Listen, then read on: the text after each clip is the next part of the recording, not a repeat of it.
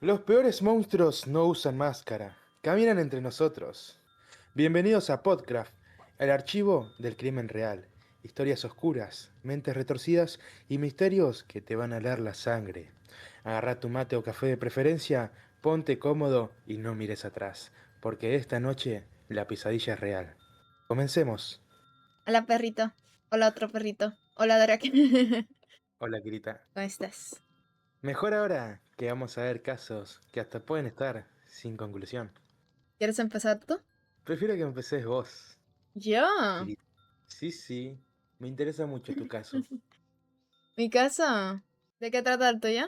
El mío, sobre un asesino que, digamos que no tenía muchos patrones. Intentaba ser lo menos serial famoso posible.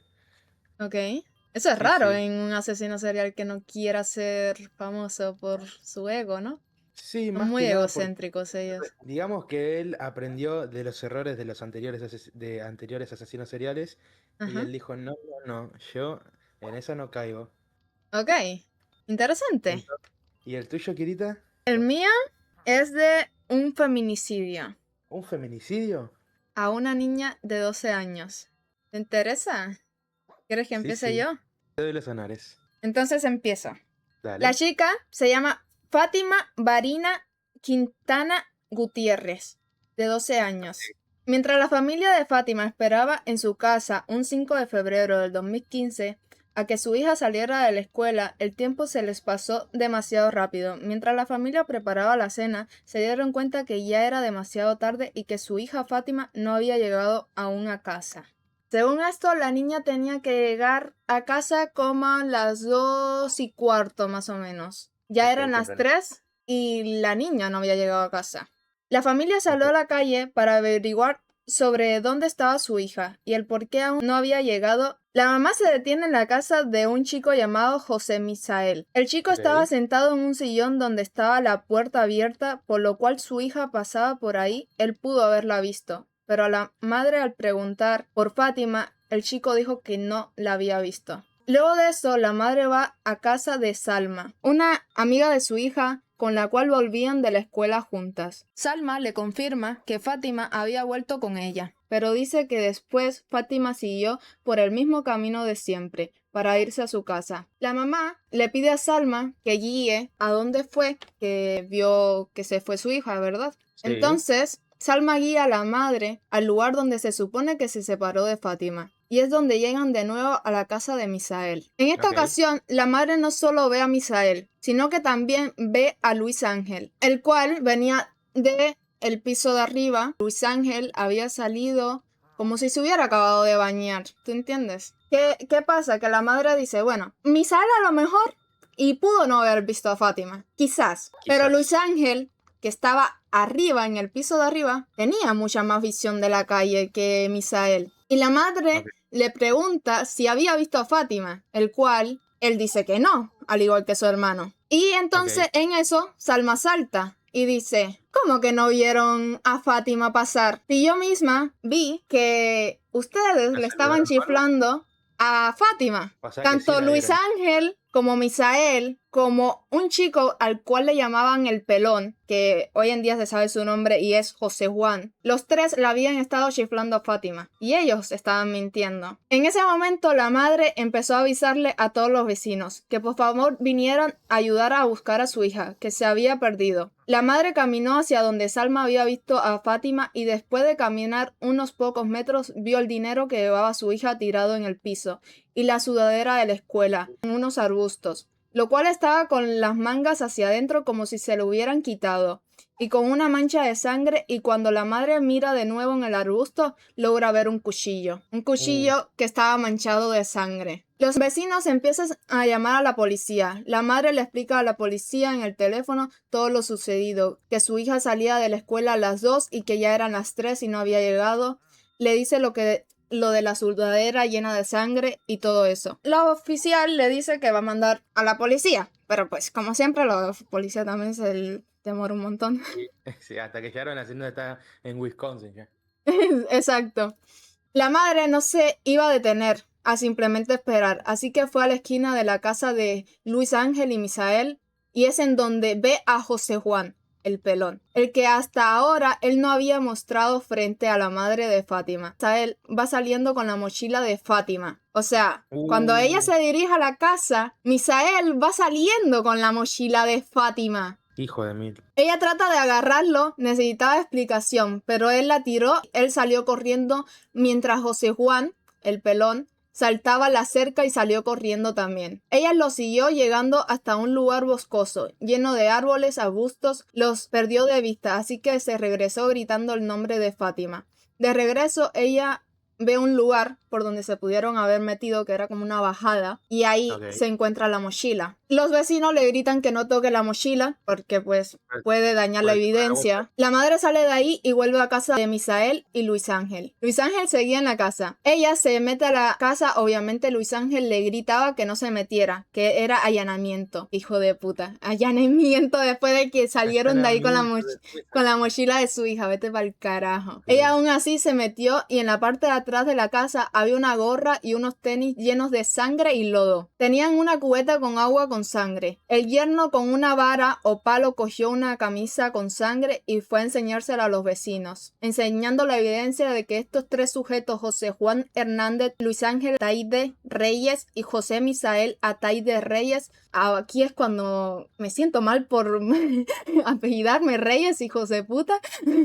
Una consulta. ¿Qué? ¿En qué país ocurrió todo este hecho? En México. Ok, pensaba por los apellidos. Misael seguía siendo menor de edad en este momento. La madre se percató que la ropa y los zapatos también tenían lodo, así que fue a buscar en las zanjas. Ella bajó por las zanjas ya que veían coágulos de sangre en las rocas. También había sangre en el piso, había uno de los aretes de la niña y la liga de su cabello. Cuando la madre se volteó, vio como uno de los tenis de su hija sobresalía en el lodo. Ella pudo ver que no era solo el tenis, sino que también era el pie de su hija. Y con el pie todo el cuerpo, ¿no? Exacto. Pero ¿qué pasó? Ella pensó que a lo mejor y no era todos, ¿sabes? O sea, que a lo mejor no era que su hija estaba allí, a lo mejor era que le habían cortado la pierna. Fue lo que ella pensó en ese momento. Puede ser. No sé, supongo que en ese momento como que uno como madre trata de pensar como que a lo mejor y sí sigue viva, a lo mejor estos malditos. Sí, le habrán cortado la pierna, pero la tendrán en cautiva todavía. Pero exacto. No. Después de eso, o sea, ya la madre había encontrado a la niña, pero ya la madre se había convencido de que su hija estaba muerta por todo el reguero de sangre y todas las cosas. Ahí fue cuando llegó la policía, cuando ya ella había encontrado el cuerpo. Es que vaya momento. La primera ambulancia llegó, pero ya Fátima estaba muerta. Dijeron que no podían hacer nada y los vecinos tenían a 2 de los asesinos. Los vecinos estaban dispuestos a tomar justicia por sus manos, estaban dispuestos a quemarlos vivos. Los querían linchar, básicamente. Básicamente. La verdad, sabiendo ya yo la historia después, creo que hubiera sido lo mejor. Lo mejor hubiera sido que los hubieran matado ahí mismo. Pero ¿qué pasa? Uno de los oficiales le pide a la madre de Fátima que por favor no dejen que mataran a los asesinos de su hija para que los asesinos pagaran en vida. Y ella tampoco se iba a sentir bien con que los asesinaran. ¿Ustedes qué dicen? ¿Quieren los linchamientos por parte de los vecinos o que lo paguen en vida en la cárcel? La verdad, yo en esta situación hubiera preferido que los lincharan en la calle. Que ardieran hasta su último aliento, que se quemaran vivos. Que comenten ahí que hubieran hecho, que hubieran preferido ustedes como padres o madres. Porque ¿sabes qué es lo peor? Que después de esto, la policía, a Misael, que era menor de edad, o sea, lo que le faltaban eran meses para cumplir los 18. Pero el juez lo liberó porque decía que no habían suficientes pruebas. O sea, no le fue suficiente la sangre en la casa, que Misael saliera corriendo con la mochila de su hija. No le bastó todo eso, o sea, lo dejaron libre. Después, por suerte, lo lograron atrapar, pero hay una situación. En México hay una ley que si tú cometes un crimen siendo menor de edad, lo máximo que te pueden dar de años son 5 años. ¿Solo 5 años? 5 años. Tú puedes masacrar a 100 personas. Te van a dar 5 años. Es una locura eso, ¿no? Solo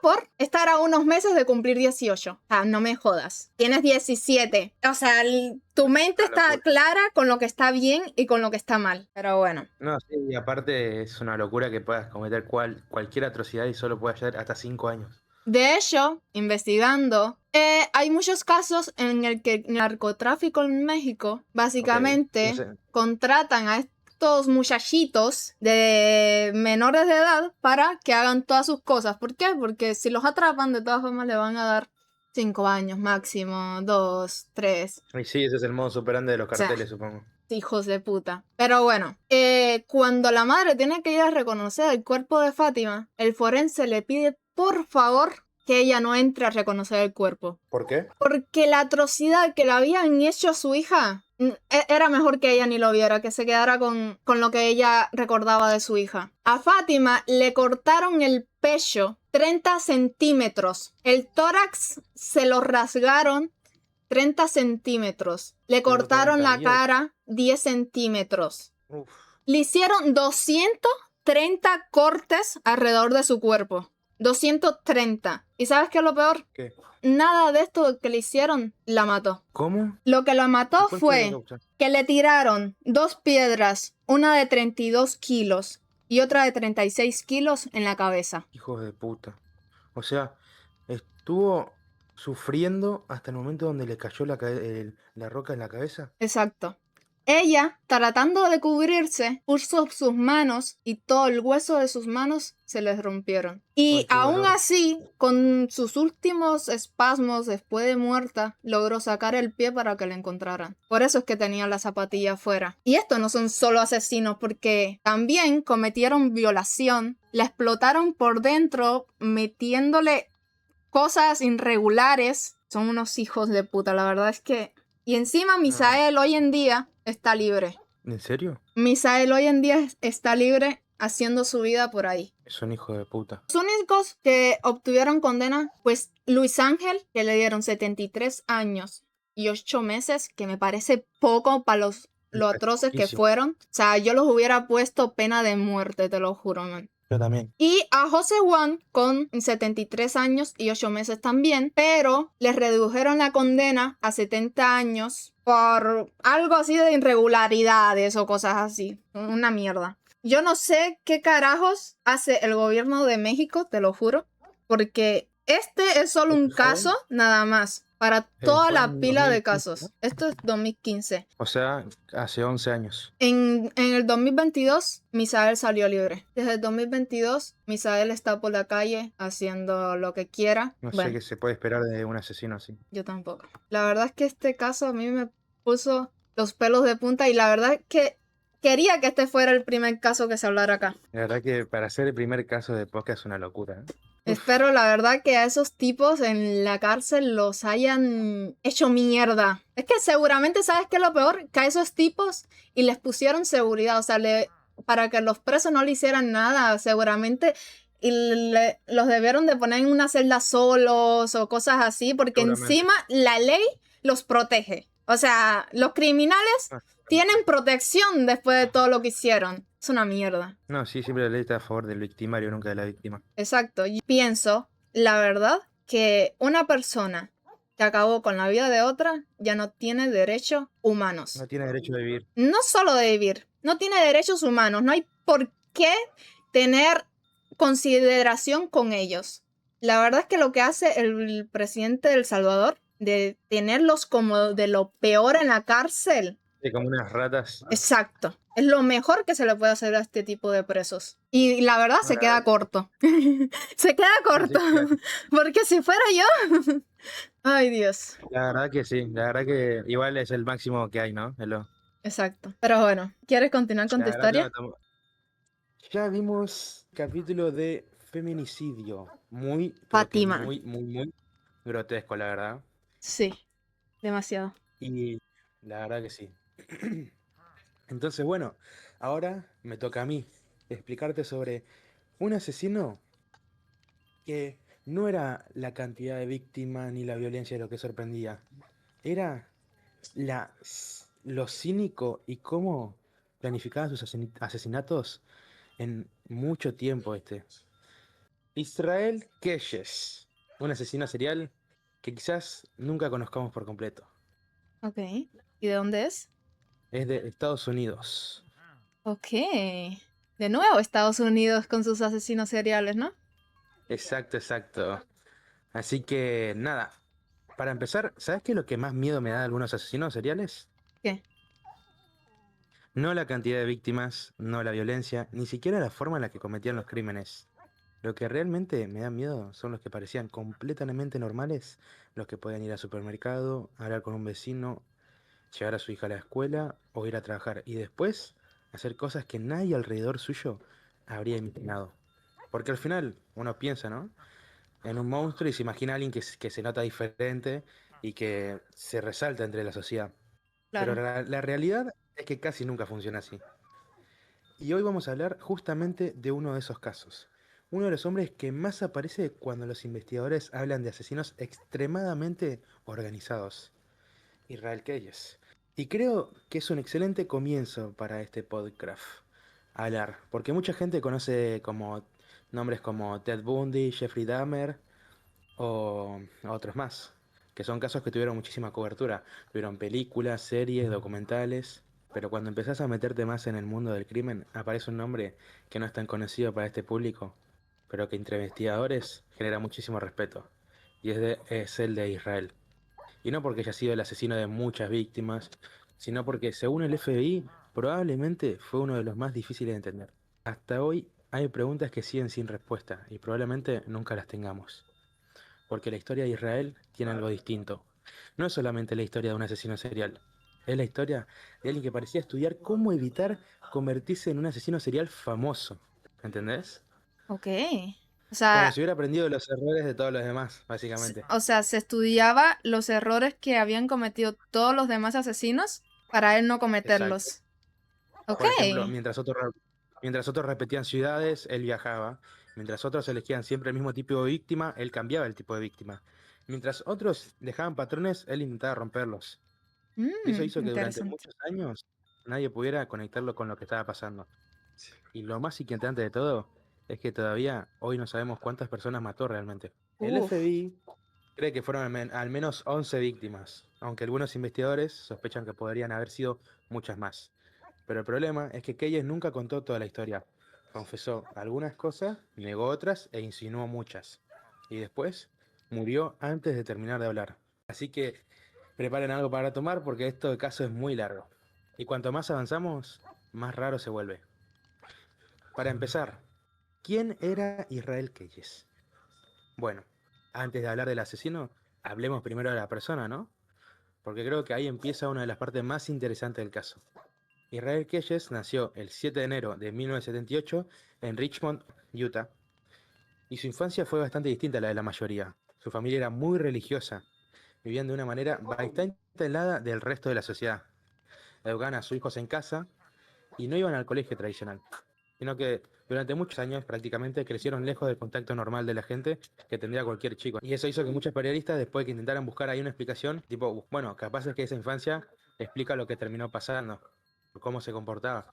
Pero la realidad es que no hay ninguna evidencia seria que permita decir eso. Ok, o sea que no tuvo una infancia como otros asesinos seriales de que sufrió abusos y cosas así. Puede ser, pero ojo, porque hay muchísima gente que tuvo infancias difíciles, ¿no? Y que jamás cometió un crimen. Exacto. Pero hay que tener cuidado con sacar conclusiones demasiado fáciles. Y eso es algo que pasa muchísimo en los documentales. Siempre existe esa necesidad de encontrar el momento donde nació el monstruo.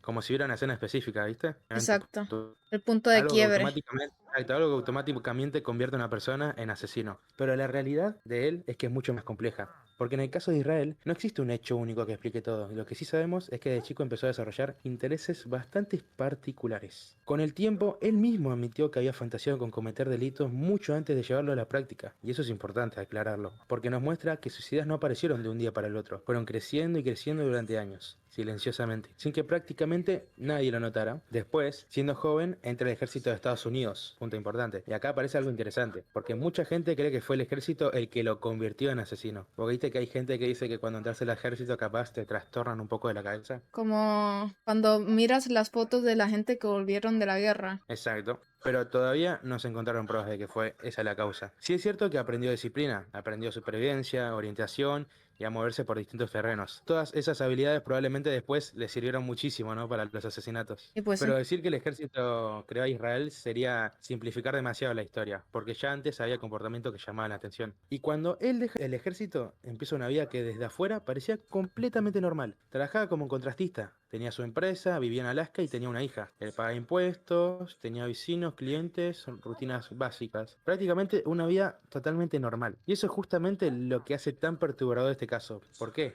Porque no estamos hablando de alguien que escondido en una cabaña, que planeaba asesinar a sus víctimas y fue todo por impulso. Estamos hablando de alguien que podía saludarte todos los días sin que sospecharas absolutamente nada. Y mientras hacía esa vida completamente común, según la investigación del FBI, también llevaba adelante otra vida que nadie conocía. Una vida que estaba organizada con una paciencia impresionante. Ahora, hasta este punto, estuvimos hablando de un hombre que parecía tener absolutamente todo bajo control.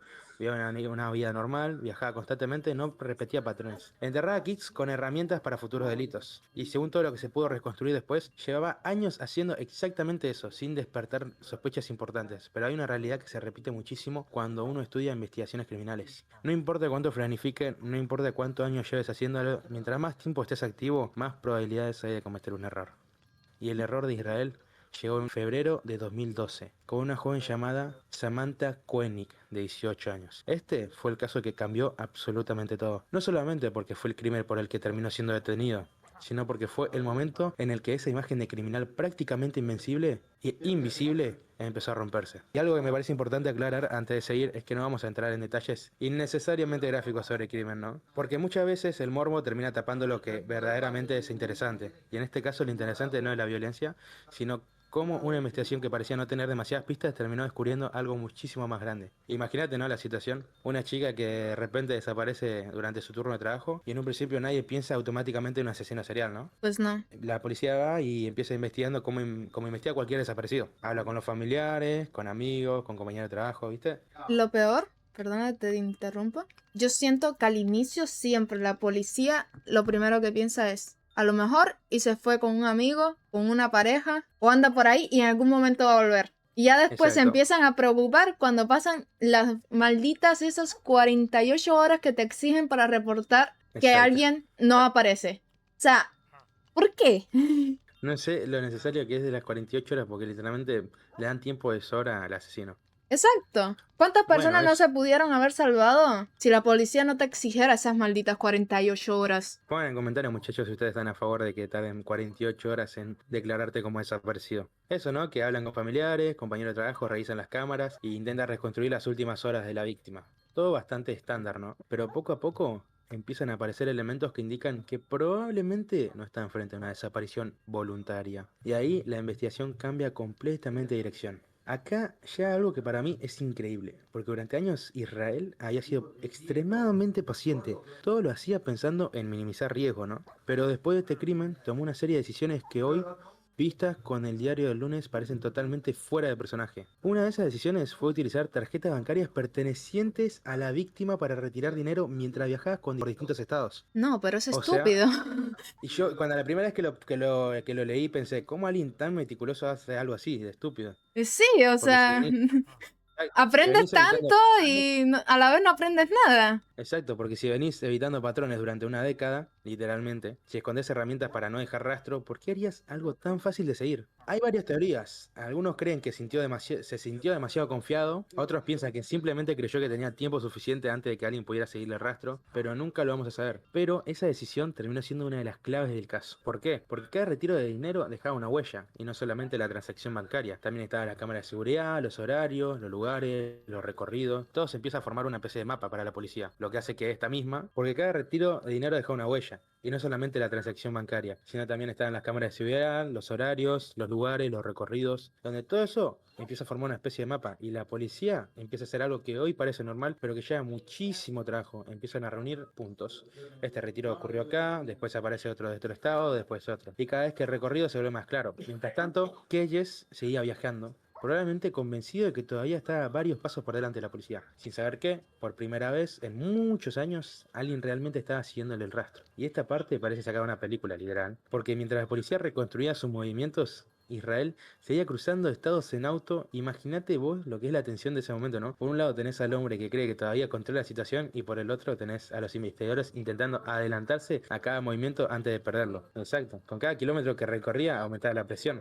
porque si desaparecía, podían perder la mejor oportunidad que iban a tener en años. Era literalmente la clave para poder atraparlo, y no podían dejar pasar esa oportunidad. ¿Sabes en dónde termina? ¿En dónde? En Texas. Lo siguen, esperan el momento adecuado y realizan el arresto. Y lo impresionante es que hasta ese momento los policías que participaban del operativo creen que están deteniendo al responsable de un asesinato, nada más. No saben quién es realmente, no saben todo lo que puede haber detrás, no saben ni siquiera que ese hombre probablemente lleva años moviéndose por distintos estados. Para ellos es un sospechoso importante, pero todavía no un asesino serial. Eso recién empieza a cambiar cuando llegan los interrogatorios, porque ahí es donde Israel empieza a mostrar una cara completamente distinta. Imagínate ser uno de los investigadores, ¿no? Tenés Sí. delante al tuyo a un sospechoso. Empezás a hacer preguntas, y esperar las respuestas típicas, ¿no? Las negaciones, excusas, silencios. Pero ¿qué te pensás que hace Keyes? ¿Empieza a admitir todo? Por ahí va, empieza a hacer algo completamente diferente de lo esperado. Empieza a hablar, no demasiado, pero habla. Y mientras habla, empieza a dejar caer comentarios extraños.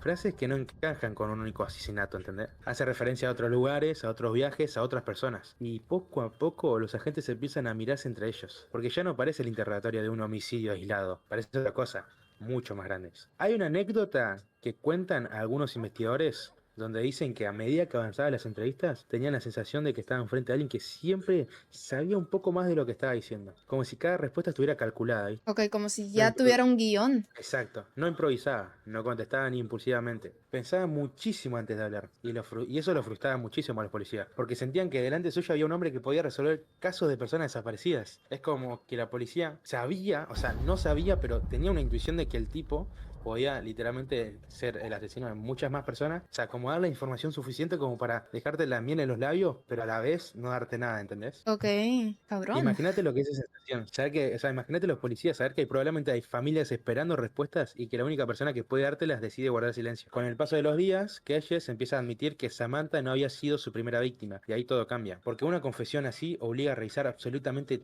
toda su vida. Sus vuelos, su cuenta bancaria, sus alquileres de autos, sus compras, sus llamadas, los hoteles donde se hospedó, los peajes, todo. De repente ya no importa Alaska, de repente ya no importa solamente Alaska. Importa prácticamente todo Estados Unidos, porque una confesión así obliga a revisar absolutamente toda su vida. Sus vuelos, su cuenta bancaria, sus alquileres de autos, sus compras, sus llamadas, los hoteles donde se hospedó, los peajes, todo. De repente ya no importó solamente Alaska, importa prácticamente todo Estados Unidos. Y esa es una investigación gigantesca. ¿Por qué? Porque no está buscando un crimen nomás, está buscando todos los posibles crímenes que pudo haber cometido. Los investigadores empiezan a revisar mapas de viajes y descubren que Israel estuvo en una cantidad impresionante de estados. Entonces surge una pregunta inevitable. ¿Cuántas de esas veces simplemente estaba de vacaciones y cuántas estaban relacionadas con asesinatos? Uh, Esa diferencia cambia completamente el caso. ¿Por qué? Porque ya no alcanza con demostrar dónde estuvo. Ahora hay que averiguar qué hizo mientras estuvo ahí. Y eso en muchos casos es prácticamente imposible. Sobre todo si pasaron años de eso. Hay una imagen que me gusta usar para explicar este caso. Imaginen un rompecabezas de 1000 piezas, ¿no? Ahora ok. imaginen que alguien tira la mitad del fuego y después les pide que reconstruyan la imagen. Eso literalmente era investigar a Israel Keyes. Había piezas, muchas, pero faltaban demasiadas. Y cada vez que parecían que iban a completar una parte, él cambiaba de tema. Se quedaba callado o simplemente decía, de eso no quiero hablar. Creo que ahí, Kirita, nace el verdadero misterio de Israel. Porque al terminar esta parte de la historia, los investigadores ya estaban convencidos de algo. No tenían delante un asesino común. Tenían delante un hombre que probablemente llevaba años perfeccionando una forma de matar sin ser detectado. Pero si hay una parte del caso que realmente pone a prueba la paciencia de cualquier investigador, son los interrogatorios. Una vez que Israel fue arrestado, el FBI pensó que estaba frente a un caso complicado, ¿no? Pero relativamente normal. La idea era obtener una confesión, reconstruir los hechos y cerrar la investigación. Por otra parte, vamos a hablar de cuántas víctimas fueron. Y la respuesta sigue siendo la misma hasta hoy. No se sabe. El propio Keyes dio a entender que sus víctimas eran varias. El FBI, como dijimos anteriormente, concluyó que probablemente fueron 11, pero solamente algunos casos pudieron relacionarse directamente con él. Eso significa que todavía existen demasiadas desapariciones que podían estar vinculadas o no, y ahí está uno de los mayores misterios de esta historia. Porque además Keyes no elegía víctimas con un perfil fijo, como hacen algunos. No siempre eran hombres, no siempre eran mujeres, no siempre actuaban en el mismo estado. Entonces, encontrar conexiones era extremadamente difícil. Ok, entonces prácticamente y mataba por matar en sí, porque lo que tienen otros asesinos seriales es que, por ejemplo, a veces son mujeres porque tuvieron algún trauma con a lo mejor su madre, su abuela o alguna mujer en su vida. Entonces como que les Exacto. tienen una especie de odio. Pero este mataba por matar. Es que como dijimos anteriormente, él tuvo un pensamiento desde pequeño que él soñaba y como que se relamía los dedos con matar, con el hecho de matar. Pero una pregunta, Entonces, decime. este tipo, al matar, ¿tenía como algún otro fetiche como otros asesinos de, Es que lo que pues, pasa es que era tan organizado que no le dejaba a la policía ni siquiera encontrar patrones de asesinato. ni Por eso, siquiera tenía por como eso, un método ni nada? no, seguramente tenía un kit de herramientas donde podía matar de diferentes formas a la gente. Por eso hacía que vos capaz capaz se cruzaba con un señor de 80 años y lo asesinaba en un lugar específico y después cambiaba de estado para asesinar a un niño de 10 años, ¿entendés? Joder, hijo de... Por eso, imagínate investigar una desaparición en Vermont sin saber que el responsable vivía en Alaska y había viajado hasta ahí solamente unos días. Es No, y prácticamente sí. imposible unir esos puntos si no tenés una confesión. Y muchas de esas confesiones nunca llegaron. A medida que avanzaba la investigación, el FBI empezó a revisar absolutamente todo. Lo que dijimos antes. Querían reconstruir cada movimiento de Israel durante más de 10 años. Entendés que fueron más de 10 años. Por eso también es que era lo difícil. Exacto. Antes todo se Ese- guardaba en papel, no en una computadora como ahora actualmente que todo lo tienen guardado en computadora. Exacto, miles de documentos, cientos de viajes, decenas de estados, y aún así seguían faltando piezas para el FBI. De hecho, el FBI llegó a publicar mapas con los lugares donde Keyes había estado. La idea era que la gente pudiera reconocer alguna fecha, algún viaje o relacionarlo con alguna desaparición, ¿entendés? No es Ujú. común que una investigación llegue a ese punto, pero demuestra lo complicado que era este caso. Porque incluso con el asesino detenido, todavía había muchísimas preguntas sin responder. Ahora vamos a ir con el final de la investigación. Y cuando parecía que podían obtener respuestas, todo terminó de golpe. En diciembre de 2012, Israel murió mientras estaba detenido. Con él desapareció la única persona que conocía toda la verdad. Nunca hubo un juicio, nunca hubo una lista de completa de víctimas, nunca existió una confesión definitiva. Y eso dejó a los investigadores con una sensación muy extraña. Habían atrapado al responsable, sí, pero nunca lograron entender completamente todo lo que había hecho. Creo que eso es lo que lo hace tan inquietante de este caso, no solamente los crímenes, sino la cantidad de preguntas que quedaron abiertas. ¿Cuántas víctimas fueron realmente? ¿Hubo familias que nunca supieron qué pasó? ¿Existen casos sin resolver que todavía hoy estén relacionados con Israel? Son preguntas que probablemente nunca tengan respuesta, y justamente por eso este caso sigue apareciendo en documentales, libros y podcasts más de una década después, porque no parece una historia terminada. Parece un rompecabezas al que todavía le faltan piezas. Y en esta última parte vamos a alejarnos un poco de los hechos para hablar de algo que también genera muchísimo debate. ¿Por qué Israel sigue siendo considerado uno de los asesinos seriales más peligrosos y difíciles de entender? ¿Realmente era un genio criminal o simplemente tuvo suerte durante muchos años? Y sobre todo, ¿qué podemos aprender de un caso como este? No use la tarjeta Después de de crédito de tus víctimas. muchas veces se lo presenta como el asesino perfecto, entre comillas, el más inteligente de Estados Unidos o el criminal imposible de atrapar. Pero ¿realmente era así? Yo creo que la respuesta es un poco más compleja. Sí, era extremadamente organizado, sí, planeaba muchísimo y sí, evitaba repetir patrones. Pero al mismo tiempo terminó cayendo. Y cayó por errores que él mismo cometió. Usó tarjetas bancarias, dejó un rastro y fue seguido por cámaras. Y terminó siendo arrestado. Entonces quizás no era un genio. Quizás simplemente era alguien mucho más paciente que la mayoría. Y esa paciencia hizo que durante muchos años nadie pudiera relacionar sus crímenes. Ok. Muchas veces los medios necesitan crear una imagen casi sobrenatural del asesino, ¿no? Como si Ujú. fuera alguien imposible de detener. Y eso tampoco ayuda, porque la realidad es que toda una investigación criminal tiene un componente de tiempo, recursos y también de suerte. Pero tarde o temprano terminó dejando suficientes pistas para que los investigadores empezaran a unir todo. No fue invisible, simplemente fue muy difícil de encontrar. Y hay una diferencia enorme entre esas dos cosas. Ahora, ¿qué impacto tuvo esto? Después del caso de Israel, el FBI realizó muchísimas investigaciones abiertas, desapariciones, casos sin resolver y personas que nunca aparecieron. Y aunque algunos pudieron descartarse, otros todavía siguen generando dudas, porque el problema es que nunca existe una lista completa de víctimas.